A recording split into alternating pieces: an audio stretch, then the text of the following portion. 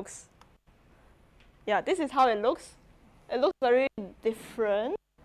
I think it still understands that this is a date selector, but the here is completely different, right? It looks completely off.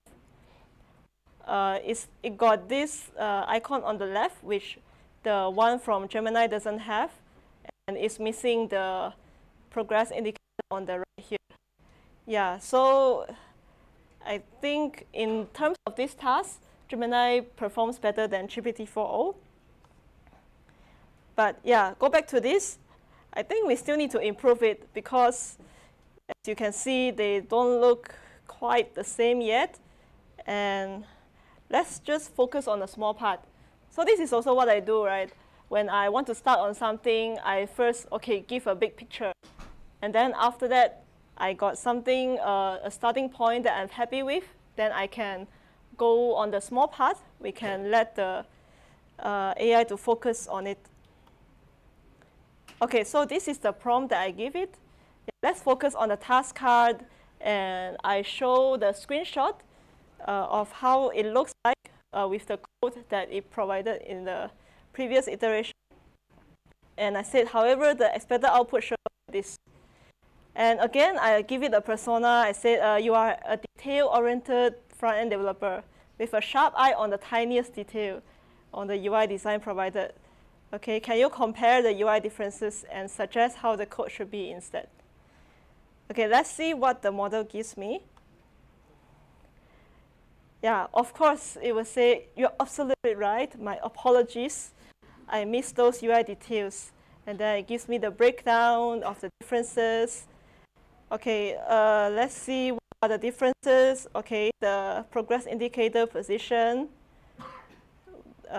which is supposed to be on the left, yes, for that particular card. And the card shape is more like a rounded pill-like shape. And text alignment and the right arrow. Okay, then it gives me a bunch of updated code. Okay, so into my IDE again, and this is the result.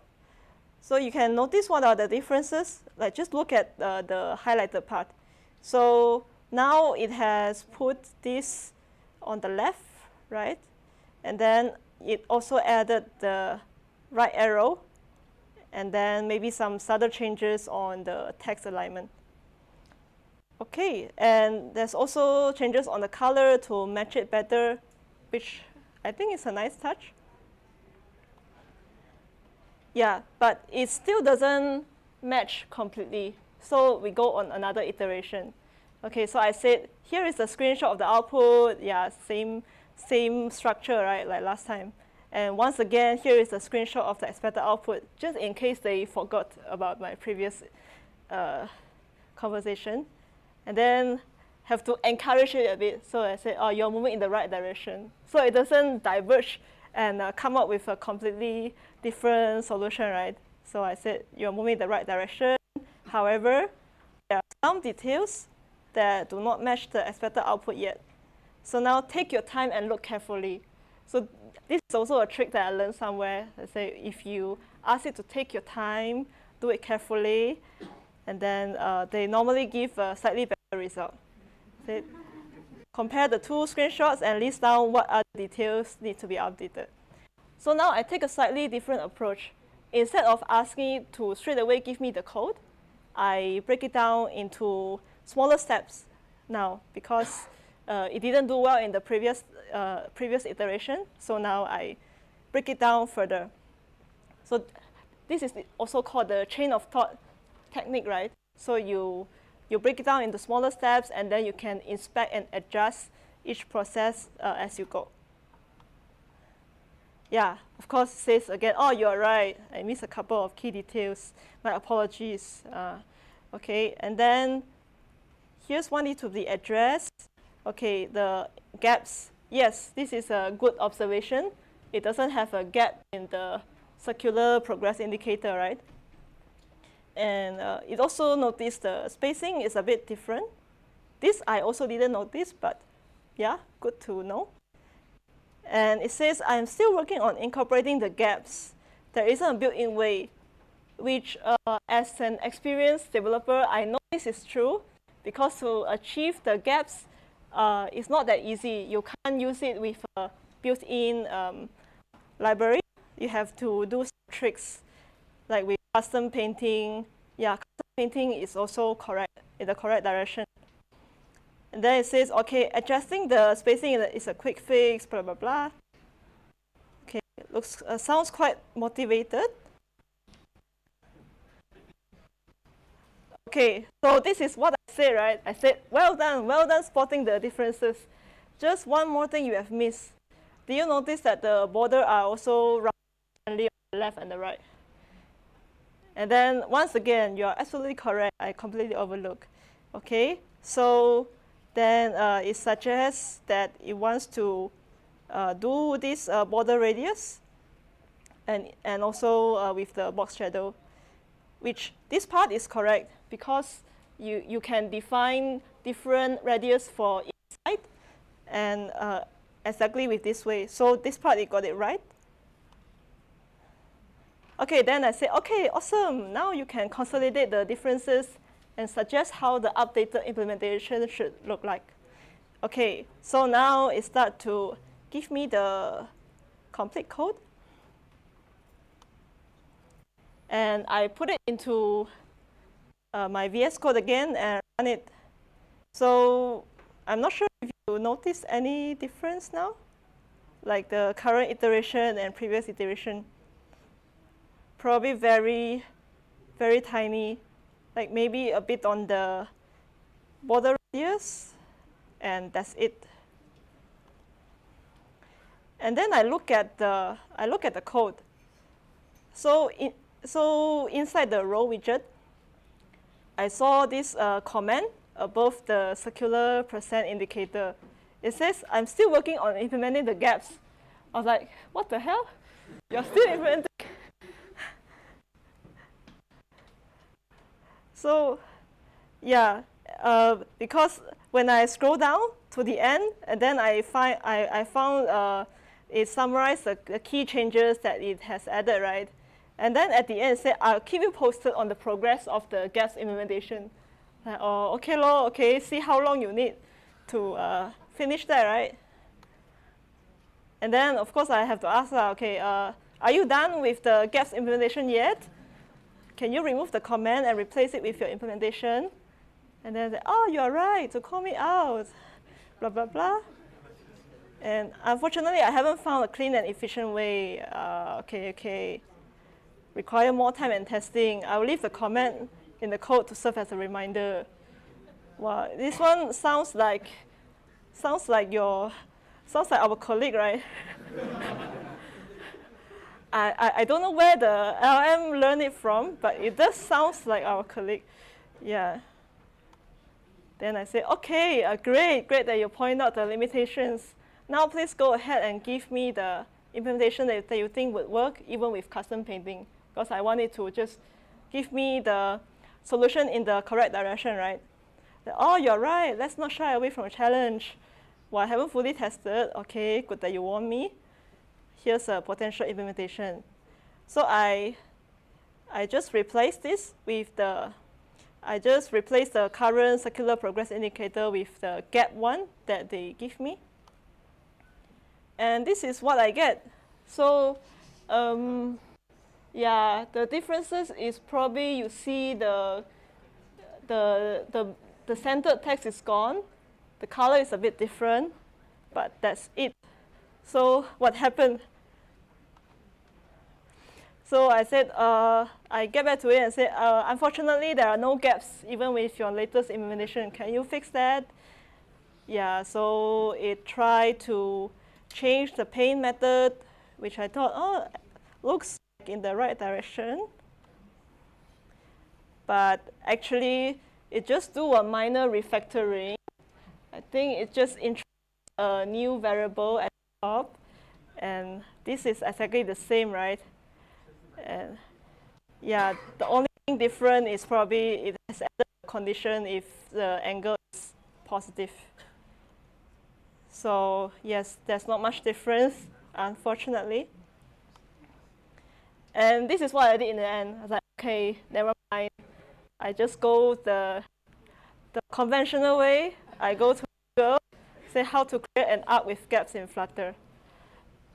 And yeah, so I have to go through the result myself, and I found that the second one, it actually helps. Now, if you're interested, the full conversation, I included a link here. If you have the link and see how I communicated with this AI model. Yeah, so now let's see what have we learned from this experience. Like first, we learned some prompting techniques, right? Like we have to provide clear prompts. We have to treat every conversation with these LLMs like you're talking to someone who had completely no idea what you're doing or what you want to do. So make sure you provide complete context and as much details as possible.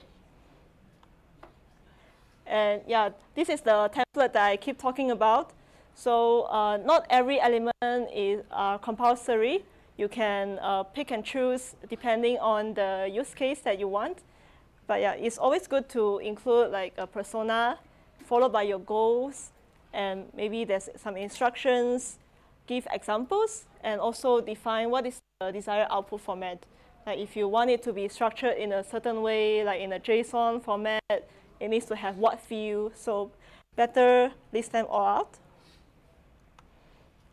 And then second lesson is you want to go small and go detail, because they tend to lose focus as you're trying to do too many things at the same time.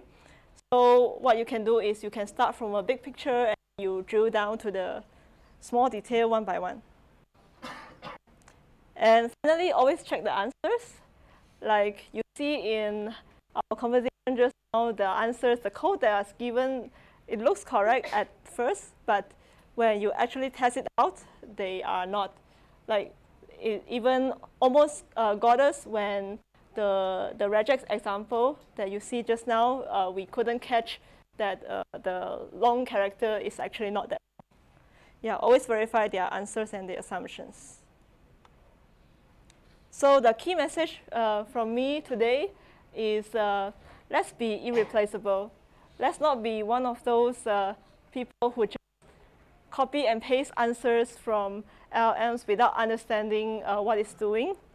And we want to also be the person who know how to use these tools alongside our own expertise. So if you know how and when to use AI, you can ask AI to help you what it is good at, and not what you are bad at. So if you say, oh, but I'm so bad at creating all these UI designs, yes, but you still have to learn it. Like you still have to understand how it works. Like you know how a correct one will look like. You know how an incorrect one will look like. So at the minimum, you need to know that. Okay.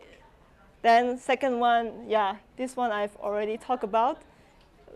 We should only accept code that you are confident, because what AI assumption is, they always assume that you are correct.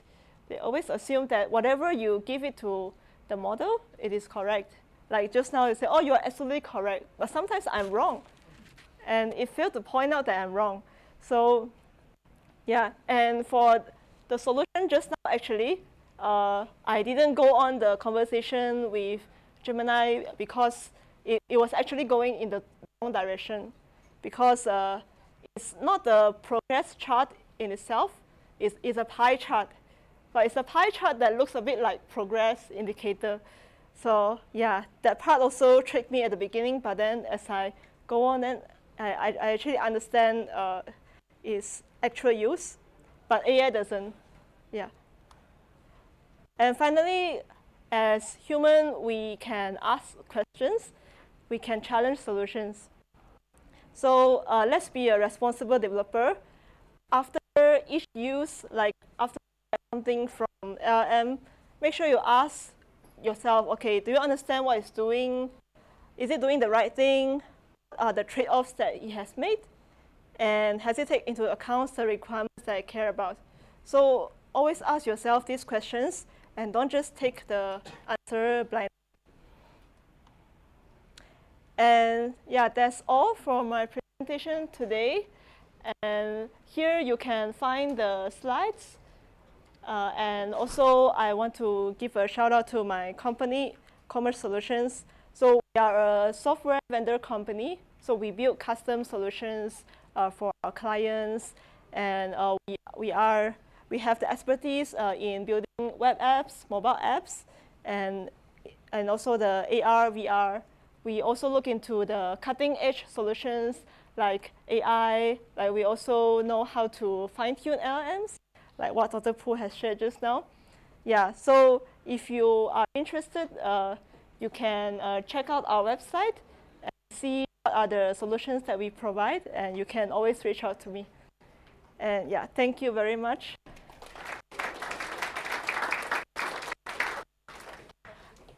Any questions?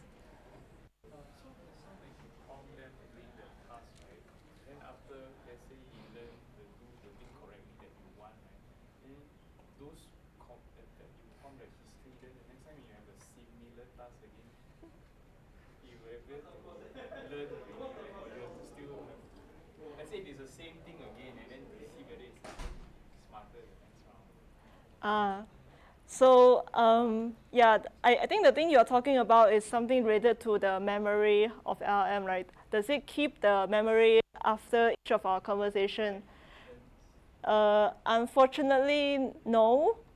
I know that ChatGPT, they have this memory capability that they just introduced, but also it has a lot of flaws. So Gemini, they don't have this yet.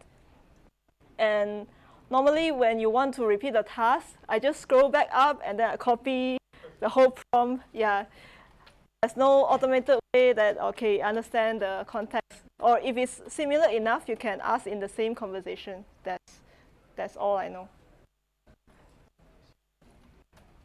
Any more questions?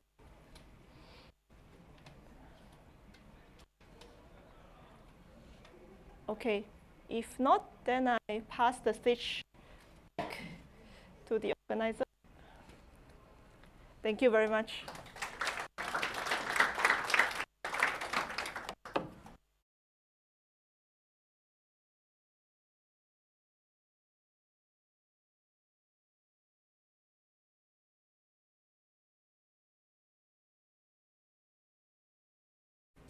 Titled Grokking Vector Databases by Udesh. So Udesh here is a senior machine learning engineer in MoneyLion. Maybe some of you guys will know what MoneyLion and what it does. The team that he works in focuses on AI research and development to tackle challenging and high ROI tasks for the entire organization. And currently they focus on search and Gen AI initiatives. So let's start today. He will be sharing a graphic databases related to AI. Give a round of applause for Udesh. Oh, I can just put this in my pocket. Okay. Do I admit myself? Mute yourself, yes. Do I admit myself or?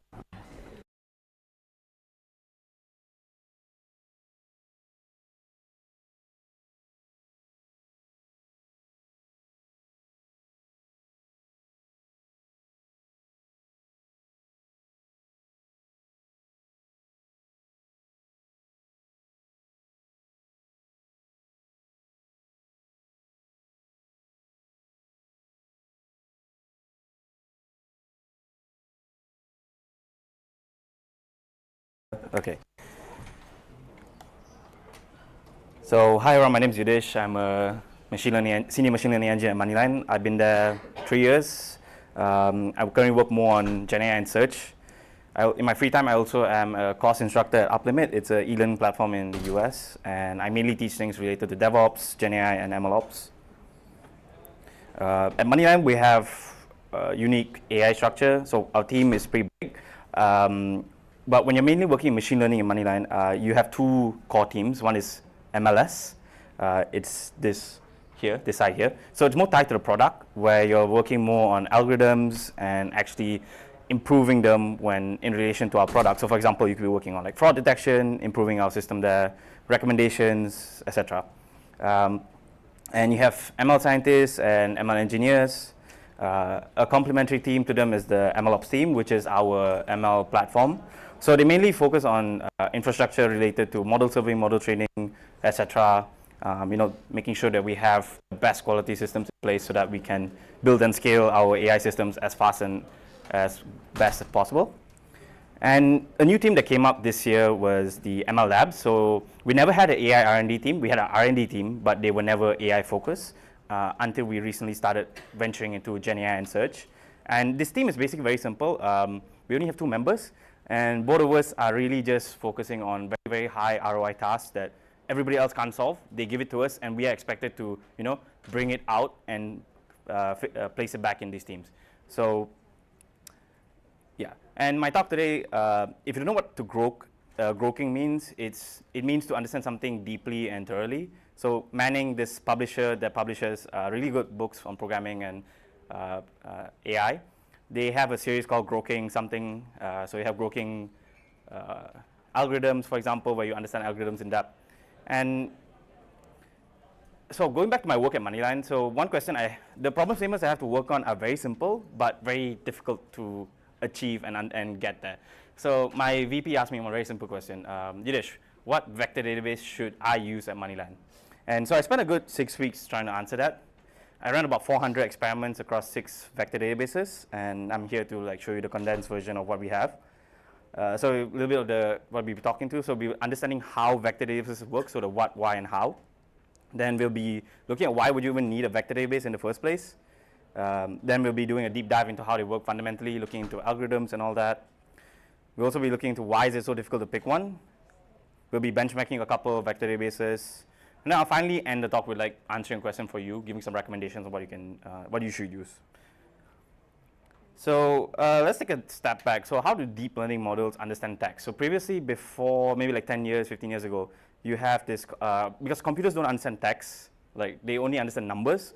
So you have a method in order to pre-process text into a format where a computer can understand. And one of the very first and fundamental algorithms you do is called bag of words, which is essentially a matrix with a frequency counter across each sentence. So for example, small dog here, you just add in a count for each unique token in that text. But it has some issues. Mainly the first issue is that it does not take into account semantic meaning, grammar, things like that. It only looks at frequency. Frequency works to a certain extent, but doesn't capture how languages uniquely work.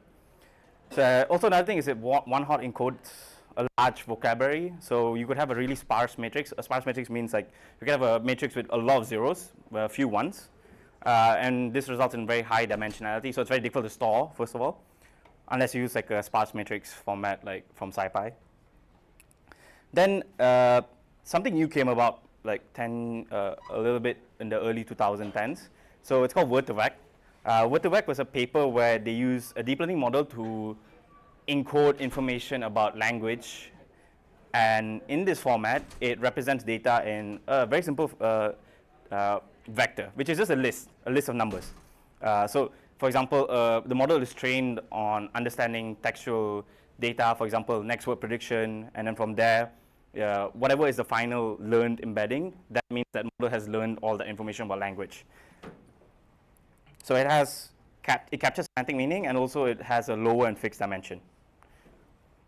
Now, when you're working with embeddings, one thing you can do is known as similarity search, semantic search, things like that. So you have a dog and cat, you can embed it into an embedding. So you take it, convert it to an embedding using your embedding model, and then from there you could use some linear algebra to find similar things. So you could use something like cosine similarity, and you could see that, hey, a dog and a cat are actually orthogonal to one another, meaning that they aren't similar. Then with that, a vector database, what it does is it just does vector search on a lot of embeddings. So you could have a huge amount of them, but it's meant to just do it for them in a database format. And my battery is dying. 1 second.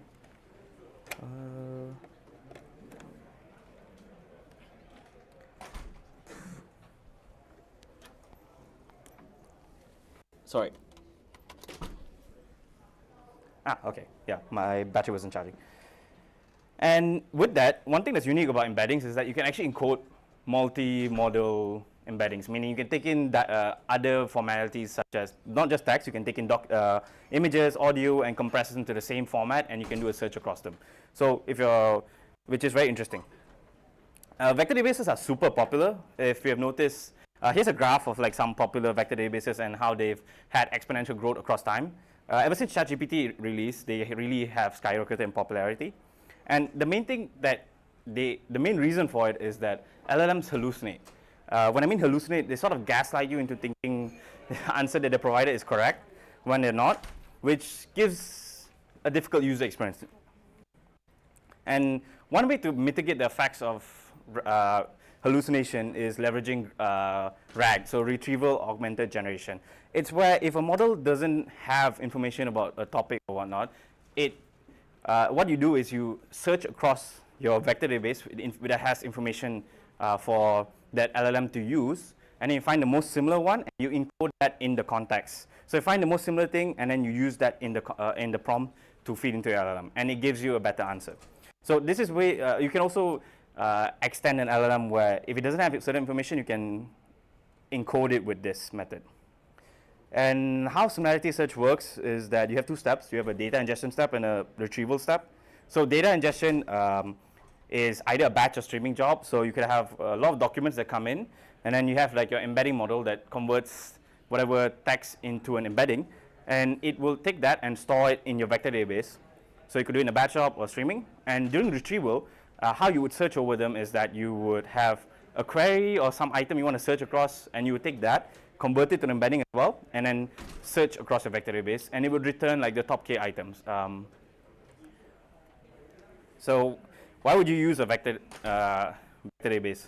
So firstly, semantic search. If you ever worked on sort of lexical search or search systems in general, like Google search, where they leverage like keywords, one downside of using keywords is that they don't pick up on semantic meaning, right? So if you wanted to leverage semantic meaning that exists within a text, you could use a vector database to search across them.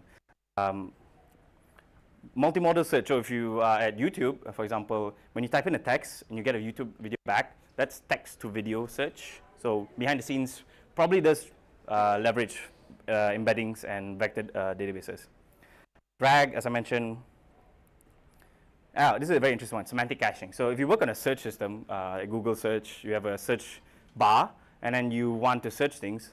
One thing you notice is that users' queries can sometimes be repeated, and you would obviously want to cache that in order to speed things up. If repeated queries, you can leverage caching to return predefined answers.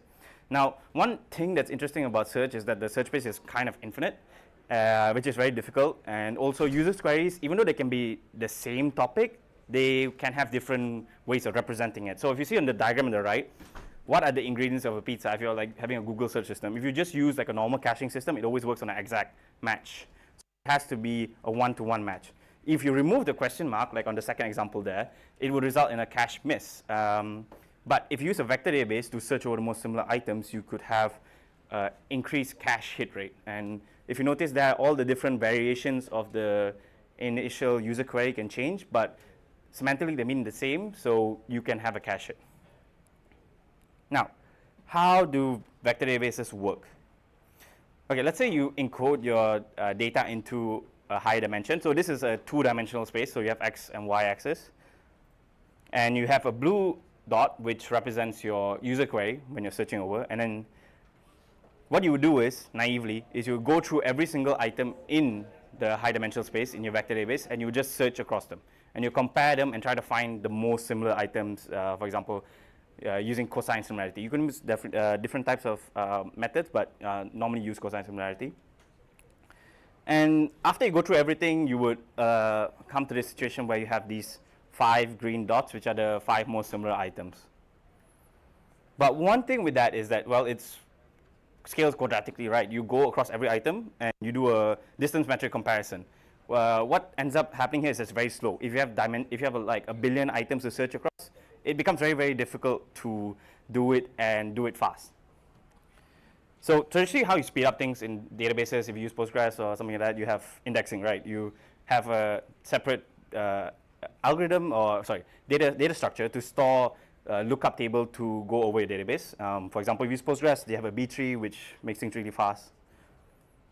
But indexing alone is not enough. When you deal with data of such high dimensionality and big size, what ends up happening is that finding an exact answer is still too slow.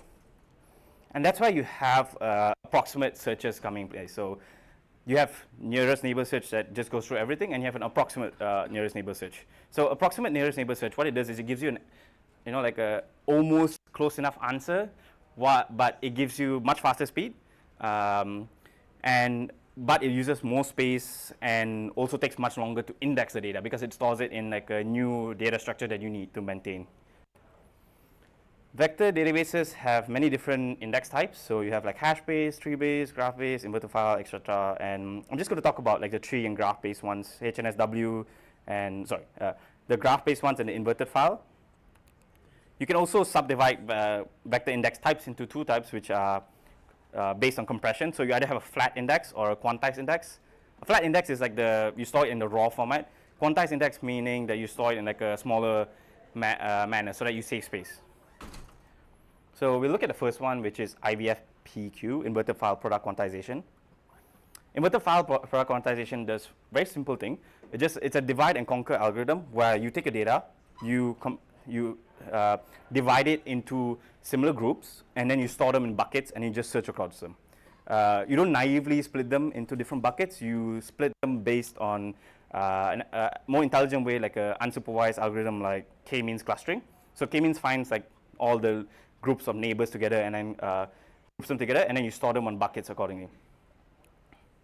But one issue with IVF is that it's really memory intensive. So here's like some calculations you can have a look through later. But what I'm showing here is basically like how much memory will it take to store this entire index for a billion items of 768 dimension. So what you end up happening here is that you have 6 terabytes of data to be stored. At that point, you can't really vertically scale things. You sort of reach the limit on how much memory you can fit onto a single computer. So you end up having to do horizontal scaling. You can do a simple thing, which is you can leverage the fact that dimensions of the embeddings are stored using floating point 32.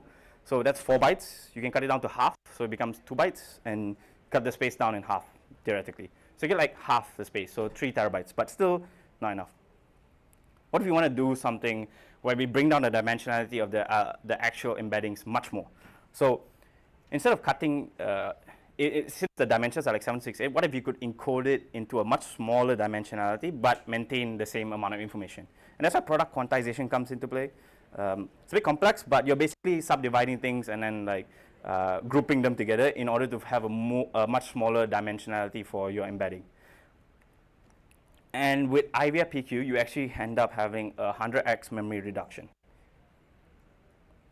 So when you're building your index, you generally have 2 types of parameters that you have to set. One is the construction parameters, which are what you use to build the index. You can change this only once. Afterwards, you have to recreate the entire index. Search parameters, which you can change anytime you're searching across them. Next up is hierarchical navigable small worlds, HNSW.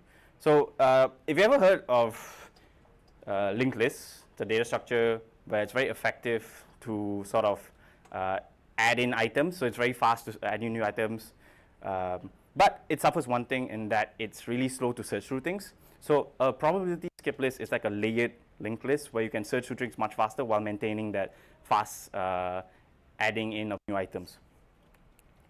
And then navigable small world graphs is basically just like a graph representation of your data.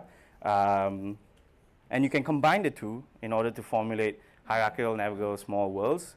So you have your graph, but it's layered. And one thing you'll notice is that the bottommost layer is where all your embeddings are stored. It'll always be there, but the topmost layer, it has less and less items. So it's not percolates through. Like, can think about it, if you pour water, it always from like the entry point, it can always go down. And similar, you have like search and construction parameters that you can set. Now, how do they compare? So there's a comparison here about how they perform in terms of certain metrics. So we'll look at things like latency, recall. Recall, you can think of it like just accuracy of the results. Because we're doing an approximate search, you won't get an exact answer, so you want to see how accurate they are still. And memory utilization. So one thing you notice here on the left here is that we have IVF, PQ with different configurations. In general, the recall is a hit or miss. It's not that good. The score exists between 0 and 1, 1 being perfect. And you can see here it's not that well. Latency is okay, hundreds or 200s of millisecond, but memory utilization is really good. On the other hand, if you use HNSW, you have things where latency is much faster, recall is almost perfect, so that's great, but it comes at significant memory utilization. So in general, HNSW does better in terms of recall and latency, but it takes much worse to build the index and also to store all the data. One thing to note is that HNSW, you can technically have a quantized version of it as well, but it depends on the underlying engine whether they implement it or not. For example, in this case here, they don't have it. So if it is, then you'll probably see better memory utilization here as well, while probably with worse recall. Another thing to consider when building vector search is filtering. So here is like an example RAG application you can have. So you'll have a table format where you have a chunk and a document. So a document can be so big, like for example, like a PDF. It can't fit into an embedding model and also can't fit into most LLMs unless you're using like Gemini or something like that. It has like 2 million context window. But even then, when you want to search across them, you're still limited by how much an embedding model can store. Because embedding models, they can't, their context window is much, much less than LLM. If I'm not mistaken, it's only like, the biggest I've seen is like 8,000 tokens. So you always have to chunk it up and you partition it. So you have your chunk data. You can also have the embedding stored here. For example, just a list of numbers. And one thing, I worked on search and we had documents that are active or inactive. Now, how do you search with a filter that says I want documents that are active only? So the 3 ways to do search filtering in a vector database. The first one is pre-filtering. So it's where you filter the data first, then you do a full table scan. But you can't actually do an approximate search, it's an exact search. Then the other way is that you do an efficient search in the actual algorithm if it implements it. So you filter and search it through, but I'll go into a bit of reasons why this is very difficult to do. And then the last one is post-filtering. So you search, then you filter. But this has one downside that it can return less items than requested. So if you ask for 10 items, it could potentially return less than 10. So if you're doing search and you have pagination, it can mess things up. Another concept I want to bring in is selectivity in filtering. So selectivity is when you filter something. So if something is highly selective, meaning it returns a lot of the data back. But if it's very slightly selective, then you only have very little of the data left. So this is important to consider because it can impact how search works. So basically the thing is here is that there's a point at which if you filter too much of the data out, you can negatively impact search results in terms of accuracy, depending on the index you use. So if you use HNSW, there's this very interesting thing because it's a graph. So if you see on the right here, this is your graph that you build with HNSW. Although it's not a layered graph, but let's just take that into context. So when you filter things, for example, document status active, you could have a situation where based on percolation theory, so basically here, if you randomly remove all these nodes, there is a point at which your entire graph becomes fragmented, meaning you can't cross over from one side to the other side. So if you filter on a certain thing, after a certain point, if it's too selective, you end up having a situation where you actually just get really bad results. On the left here, you have a graph showcasing that. So the x-axis showcases like the percentage of nodes that are removed, and then the y-axis showcases the results, like the accuracy. So if you can see 1 meaning really good results, but after a certain point here, it just degrades because the graph is completely broken and you can't search across things. So try and focus on efficient algorithms, then pre-filtering, and then last case post-filtering, but still don't use post-filtering. Okay, another thing, how about deletes? So going back to our document, let's say we want to delete this document that's inactive, right? I think it's pretty fair to delete something that's inactive. If you're using algorithms like HNSW, they're graphs, it's really good, it's fast, but one thing is that the data is relatively static. So if you think about it, one issue here is that when you build a graph, if you want to delete something, you have to rebuild the entire thing. So if you have a CRUD app sending in like a lot of deletes, at which point do you sort of like delete the entire graph and rebuild everything? It becomes a really challenging problem, right? So one thing you could do is that you could just tolerate increasing higher memory costs, so you can just try and vertically scale as much as possible, if that's possible. Or what you end up having to do is that you have to periodically rebuild the index. So you have to do this thing called like soft deletes and hard deletes. So you mark an item to be deleted, but it's never actually removed. But then periodically, you have a background process that will come in and actually remove the thing and rebuild the entire index. But this comes to the issue.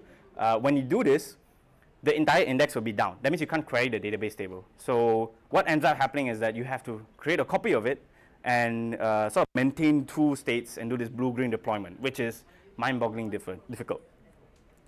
If Pinecone is like a pretty popular vector database, they actually have a very very interesting way of handling this, which is they do that blue-green deployment, and firstly, they don't use HNSW. They have like a NSSW, so it's a flat, not hierarchical version of it. And one thing is that they maintain two indexes. One is this, one is on memory. So just like Postgres, actually Postgres is the same thing.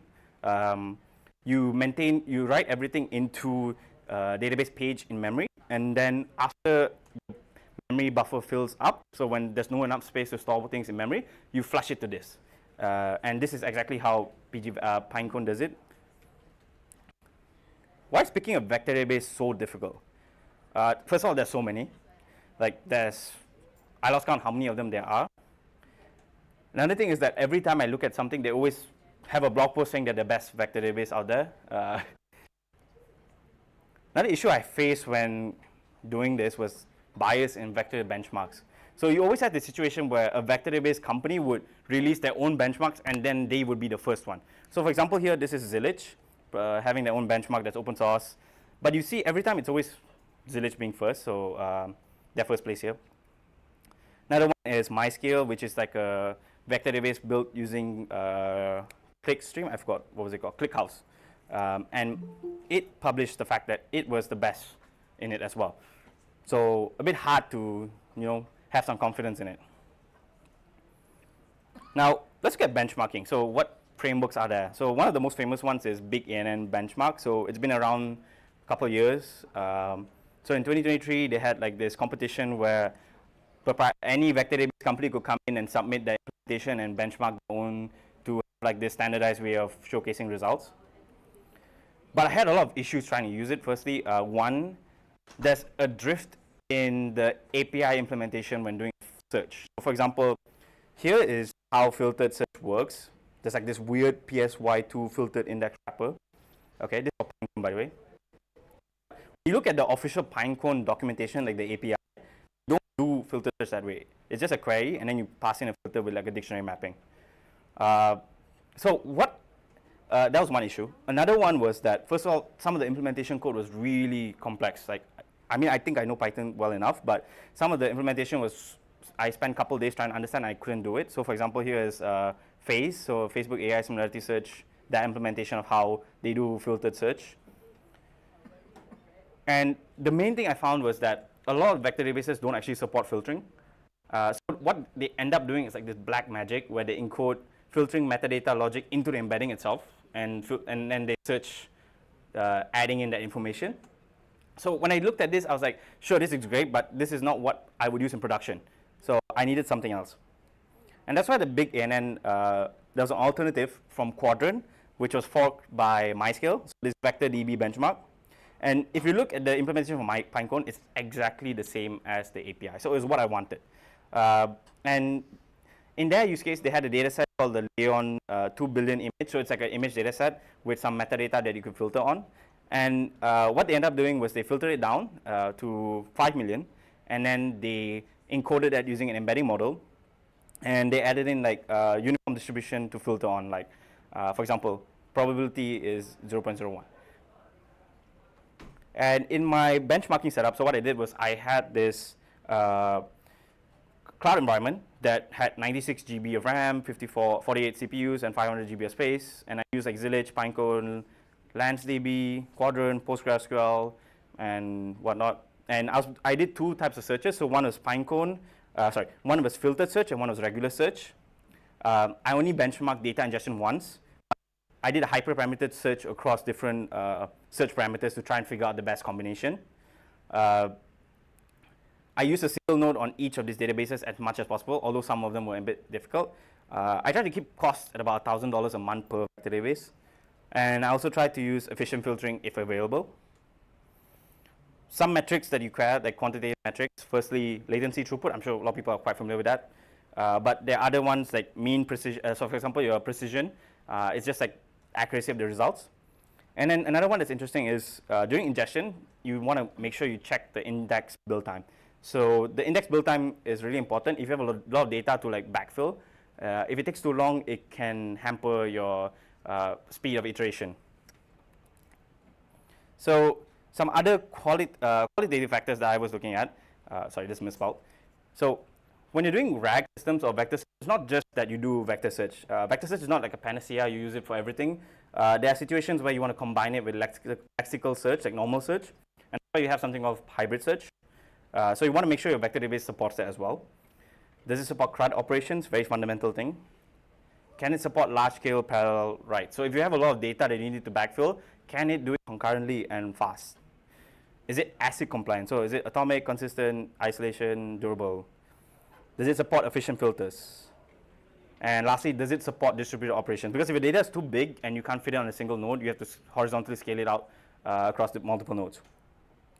So let's look at some of the benchmark results. So firstly, we have regular search where we looked at the index build time. So on the x-axis, you have the precision of the searches, and on the x-axis, you have the time in seconds. So in general, when you're building the index, you want it to be this side here. So higher precision, lower time. So in general, the Pinecone, Quadrant, Zillage do really well. LanceDB, unfortunately, is really far away, but it's really good because it's only running on a blob storage. So literally, not a database. It's literally running on a Google Cloud bucket. You might be wondering where's PG Vector. I'll show you in a bit in the next one because I couldn't fit it in here. And then you look at throughput. So one thing here is that you have many different subgraphs here. The x-axis is also precision, but the y-axis is throughput in terms of queries per second. So when I mean search threads here, it's like I have parallel processes running, searching at the same time. So 1, 2, 3, 4, 8, 16. So it mimics like 18 concurrent users searching across the system at time. So if you look at the 16 thread version here, you can see like Quadrant does really well, Zillage does really well, Pinecone also does really well. Surprisingly, PG Vector was one of the fastest. It's just Postgres with an index, and it was doing 800 queries per second. So it's comparable to what we were seeing with our proprietary third-party vector databases. And then latency. So you want very, very slow, fast latency, so very low. Again, the precision is on the x-axis, and the y-axis is time. So you want it to be closer to this side here. And again, we had the same number of search threads doing concurrently. So actually, a lot of them did really well. LanceDB was doing quite well up until here, but unfortunately, its precision wasn't that good. So the proprietary vectors were doing really well. And if I'm not mistaken, actually, PG Vector, this small blue dot here, was the fastest, doing single-digit millisecond, like 6 milliseconds, which is very impressive. But I was also using like a hyper-optimized read instance. Now, if you do filtered search, pretty much the story stays the same. So you have your proprietary vector databases doing really well here. Then you can see PG Vector here. It was the slowest. It took 9 hours to build the index, whereas everything else took like maybe under an hour, which is really bad. But that's one of the limitations of having a slap-on vector database benchmarking framework. Throughput, again, PG Vector actually does really well here. Sorry, this is Quadrant. Quadrant does really well. So the proprietary vector databases are always aiming to win, which is good, because if you're spending that much money and having to go through to use it, it should be way better than a regular database that wasn't meant for vector search in the first place. P95 latency, Quadrant really shined here. All the other ones were doing really well. LanceDB, unfortunately for these results, didn't do well at all. Firstly, latency in the when I was doing search threads with 1, it was 8 seconds, which is really bad. And as I tried scaling up, it actually just too long, so I ended up killing it and not adding it into the benchmark. So it was not that good when it comes to filtered search. Now, when it comes to comparison, so some of the regular search winners are Quadrant and Zillage, so pretty stand out. I guess it makes sense. And for filter search, they actually swap places. Both of them do really well. Now, if you look at qualitative metrics, so surprising thing is that all vector databases are not ASIC compliant. They do not have concepts like isolations, transactions. Can I do this bunch of operations together in one go and make sure they all commit or not? But that's why you do something like Postgres if you really need a data use case. All of them have CRUD operations. All of them support all these types of search engines. LanceDB does not support large-scale parallel writes. That's like a limitation in it. Right now, it's only meant for like one huge batch job going in, not many different concurrent users running and writing to it. pgvector and LanceDB do not have any efficient filter, and also do not support distributed operations, so you can't with horizontally scale it up. So what vector database should you use? If your data is small, static, and low throughput, I guess most of your use cases, at Moneyline, actually, LanceDB is our vector database of choice for most use cases. It's really good. It's super cheap. You only need blob storage. Has the best and easiest API to use. I've never, in order to build like a RAG system with re-ranking, filter search, hybrid search, it's the easiest to use out of all of them. And it's good enough performance. That's the main thing. So if you have really, really high throughput, big data, your data is growing dynamically or whatnot, go for third-party vector databases. They are meant for it and do much better. Some limitations. One, there's this concept, there's this way of doing a benchmark called streaming search. It's where you run a bunch of different fixed start operations, like 10,000 of them on your database, and then you can see how it performs. So if you have, remember we talked about deletes, you would see how deletes impact your search here. You could also try different vector data sets, but I didn't have the time to do it. I also didn't do one thing, which was try and figure out the point at which you should move from, like how much data is big enough for you to move from nearest neighbor search to approximate nearest neighbor search. I didn't get to answer that. Thank you. So if you have any questions, I'll take your questions.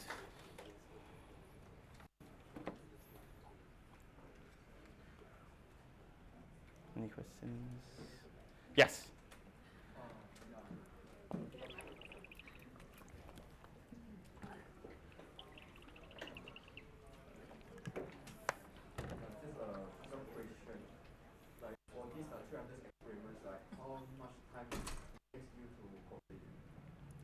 Okay, so the framework does it for you, so you just have to set up the parameters. The amount of time exactly it took, I don't remember, because it's just like you're running queries. I think understanding the framework and trying to set up everything and figure out what to use, the entire process, this whole thing took like 6 weeks.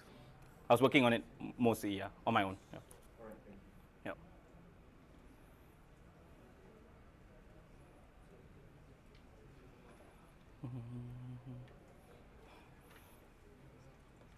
Any other questions? It's your time to shine. It's the last section. Any other lingering questions? Yep. Okay. Nice. Hey, I was wondering what does Firestore use? Face F. It's an in-memory vector index. So it's not actually a vector database, but yeah, the underlying implementation is in C++. But yeah, it's an in-memory one, not a vector database. So when you mean what does it use, like could you elaborate a bit more? How would you compare it with the others? How do I compare? You compare it the same way on the benchmarking metrics like latency, throughput, stuff like that. But I didn't actually use Face here because it's not a vector database. Yeah, it's more of an index. Yeah.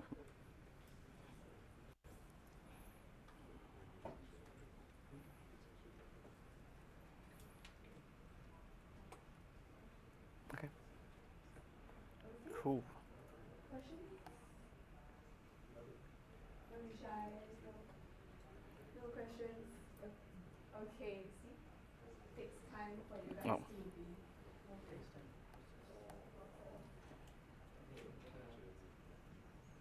Yes. Okay, so what's your opinion on null-less vector database? Okay, that's a great question. So another limitation I didn't add in was like I know there's like 20 other vector databases to use. I only use vector databases I could use very easily, like using my company credit card. Some vector databases like Vivid I wanted to use, but then in order to use them, I had to actually deploy a cluster in my company's account, so not that straightforward. So the vector databases I use, like Zillage, Quadrant, and Pinecone were very easy to set up. So just one thing when you work at a company as well is that you have to go through a procurement process. It's not that simple, like I can just use this vector database. You have to go through a very complex process. That takes a lot of time. You have to fill out a lot of documents. So in order to do the benchmarking, I just prioritize speed, iteration speed. So if I can do it really quickly, just connect to my marketplace, my account, and just use that, and that's all I need. Okay, thank you.